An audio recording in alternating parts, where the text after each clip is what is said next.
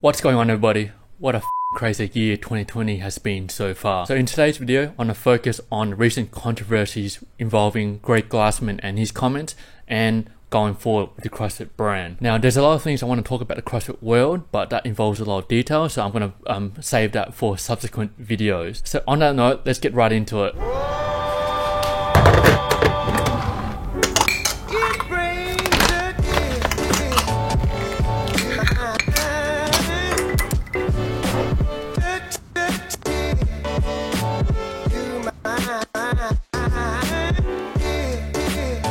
So as if the COVID-19 pandemic and the Black Lives Movement wasn't enough, somehow this CrossFit dude managed to combine the two in the worst way possible. So the dude I'm referring to is Greg Glassman. Now, if you're outside of the CrossFit cult, then you probably haven't heard of him. So I'm going to break it down and talk about what recently happened in the world of CrossFit. So about 2 weeks ago, on Sunday, the 7th of June 2020, in reply to a tweet from the Institute of Health Metrics and Evaluation stating that racism and discrimination is a public health issue, Glassman replied with the following tweet: single-handedly combining the ongoing COVID-19 pandemic and Black Lives Matter movement in the worst way possible, but made even worse because it came from Greg Glassman, co-founder and former CEO of CrossFit. So as you can imagine, everybody and anybody associated with the CrossFit brand went into an absolute frenzy. That tweet from Glassman was met with widespread condemnation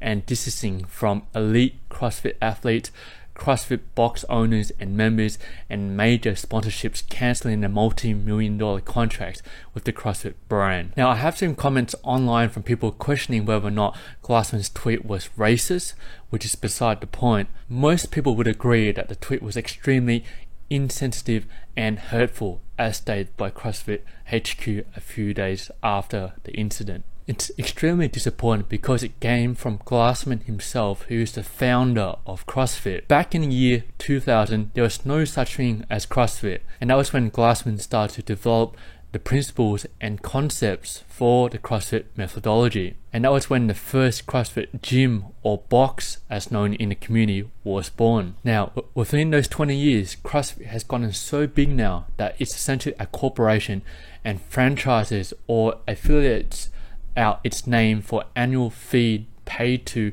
CrossFit HQ. And Glassman is the main man responsible for all those annoying people for asking and telling you, have you heard about CrossFit? Now, the worst kind being a CrossFit vegan. So just to lighten up the mood here, how do you tell if somebody is a CrossFitter and a vegan? They'll tell you.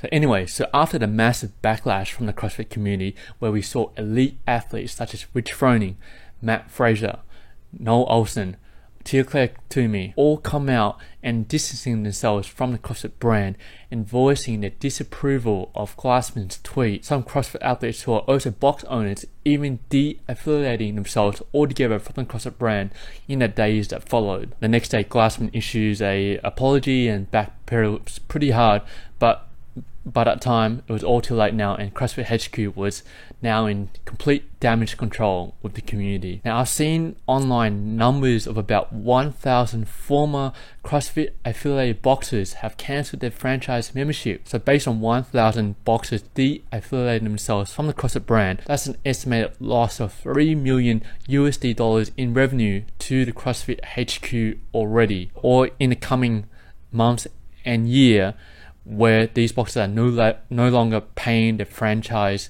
fee to the CrossFit Corporation. Furthermore, on the CrossFit website itself claims that there are about 15,000 affiliates all over the world with the brand, which brings in about 45 million USD in affiliate fees alone. Now, that's just the scale of the CrossFit brand has grown over the last 20 years. And we're not talking about any other profits that the CrossFit brand is making. We're simply just talking about the annual fee that the gym or box owners pay to CrossFit Corporation just to be part of the CrossFit brand itself. But not only that, but two of the CrossFit's biggest sponsors, Reebok and Rogue, have terminated ties with the CrossFit brand worth millions of dollars. Now, Reebok had been in a partnership with CrossFit brand with their licensed footwear and apparel for the previous 9 years and was in negotiations for a new contract going forward. Now, as you can imagine, they quickly terminated that after Glassman's tweet. And Rogue is a major high-end supplier of equipment to the CrossFit Games and can be seen in many boxes all over the world. So back to Glassman. Now that he's stepped down as CEO, the man who's replaced him is none other than Dave Castro, who's quite a controversial figure himself in the CrossFit world. Castro was the co-director of the CrossFit Games and is the man responsible for programming all the workouts. So if you don't know, the CrossFit Games is essentially the Olympics of the CrossFit world, held each year to crown the fittest man and woman on earth, which I'll go into details in later videos. So Castro can come off as a bit arrogant, cocky, and there are mixed feelings about him in the community. But love him or hate him, nobody can deny his commitment to the CrossFit Games and the brand. So it's going to be very interesting to see the changes he implements as CEO and his plans going forward for the CrossFit brand. So many elite athletes and CrossFit box owners are calling for change and much more transparent communication between the community and CrossFit HQ, amongst other things. So one of the biggest contentious points that people are still having is that even though Greg Glassman has retired or resigned as CEO of the CrossFit brand, he still owns 100% ownership, which means because he still has 100% ownership is that all affiliate fees paid he will still make a profit somehow from the fees collected from the affiliate gym box owners. Not only that, because he still has ownership, that even though Castro is CEO, people are still worried that he'll still be playing puppet master behind the scenes with the CrossFit brand. Now, a lot of affiliate boxers have already cancelled their membership with the CrossFit brand because they don't want any association with Greg Glassman anymore because he owns ownership. And some people are still sitting on the fence waiting to see the changes the CrossFit brand implements. Now, I don't have all the answers about what's going to happen with the CrossFit brand going forward, but here are, in summary, are some of my takeaway points. Greg Glassman is the founder and former CEO of the CrossFit brand, has done so much in the last 20 years to build up the methodology of health and fitness of CrossFit, but has just it all up with a single tweet which leaves the CrossFit brand in a precarious situation. Now, if he continues to retain 100% ownership of the CrossFit brand, then this will continue to cause a divide within the community and elite athletes, and even greater uncertainty going forward with many boycotts from athletes and box owners. One question everyone's waiting to see is that would he be willing to sell his entire stake in the CrossFit brand to save it and to regain confidence from the community, which begs another question would be, who would be willing to buy the CrossFit brand in a state after it's taken such a hit to its reputation? And then we talk about the CrossFit Games, which has already been pushed back because of COVID. It's in a small arena,